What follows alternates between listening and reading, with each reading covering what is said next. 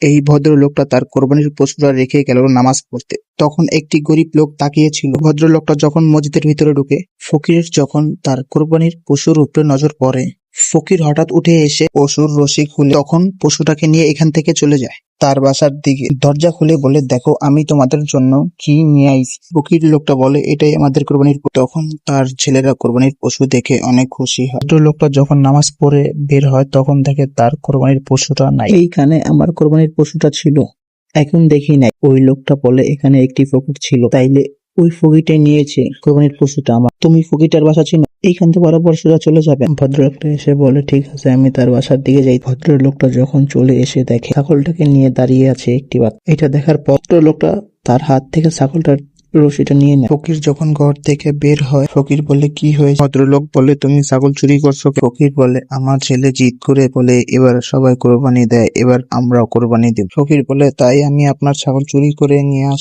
ভদ্রলোকটা তার ছাগল নিয়ে চলে যায়। ফকিরও অনেক কষ্ট পায়। ফকিরের ছেলে কেঁদে বলে, আমাদের ছাগল নিয়ে চলে গেল। ভিডিও যদি ভালো লেগে থাকে তাহলে অবশ্যই আমার চ্যানেলটাকে সাবস্ক্রাইব করে আমার পাশে থাকে। ভদ্রলোকটা ভাবে যে আমি বাচ্চাদের কষ্ট দিয়ে কিভাবে কোরবানি দিই, আমি এই ছাগলটা তাদের হাতে দিয়ে, তাই আবারও চলে যায় ফকিরের বাসা। ভদ্রলোক চলে আসে। ভদ্রলোক এখানে এসে গেট টকা দিয়ে বলে, ছাগলটা তোমার, আল্লাহর নামে কোরবানিটা দাও, আল্লাহ আমাকে আরো। এই ভদ্রলোকটা তার কোরবানির পশুটা রেখে গেল নামাজ পড়তে। তখন একটি গরিব লোক তাকিয়েছিল। ভদ্রলোকটা যখন মসজিদের ভিতরে ঢুকে, ফকিরের যখন তার কোরবানির পশুর উপরে নজর পড়ে, ফকির হঠাৎ উঠে এসে পশুর রশি খুলে তখন পশুটাকে নিয়ে এখান থেকে চলে যায় তার বাসার দিকে। দরজা খুলে বলে, দেখো আমি তোমাদের জন্য কি নিয়ে আইছি। ফকির লোকটা বলে, এটাই আমাদের কোরবানির পশু। তখন তার ছেলেরা কোরবানির পশু দেখে অনেক খুশি হয়। লোকটা যখন নামাজ পড়ে বের হয় তখন দেখে তার কোরবানির পশুটা নাই। এইখানে আমার কোরবানির পশুটা ছিল, এখন দেখি নাই। ওই লোকটা বলে, এখানে একটি ফকির ছিল, তাইলে ওই ফকিরটাই নিয়েছে কোরবানির পশুটা আমার। তুমি ফকিরটার বাসা ছিল,